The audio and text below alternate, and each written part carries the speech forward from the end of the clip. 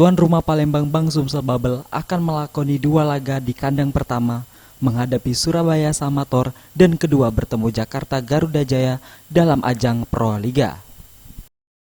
Manajer Bang Sumsel Bubble, Ali Joni mengatakan, tim asuhan Iwan Dendi Setiawan itu ditargetkan meraih 2 kemenangan di kandang. Palembang ini menjadi solusi kita karena disampaikan oleh Pak tadi kita masih ada kesempatan mengganti 3 pemain dan itu belum kita lakukan.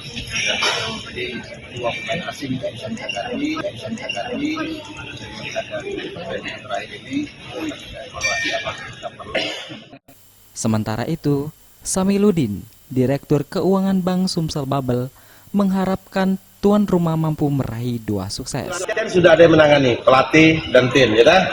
Nah, mengenai gingsengnya kah, buahnya kah, duriannya kah, maka kami serahkan kepada tim semua apa yang harus dilakukan untuk memberi spirit bahwa agar tim kita melaju terus sampai ke Final Four. Insya Allah, apa yang menjadi perhatian teman-teman itu juga menjadi pertanda dan perhatian bagi kami. Saya kira itu.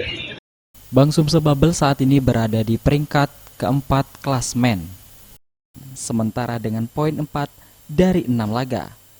Sedangkan Garuda Jaya sebagai juru kunci dari 5 peserta dengan poin 2 dari 7 laga. Tim Liputan, Sriwijaya TV.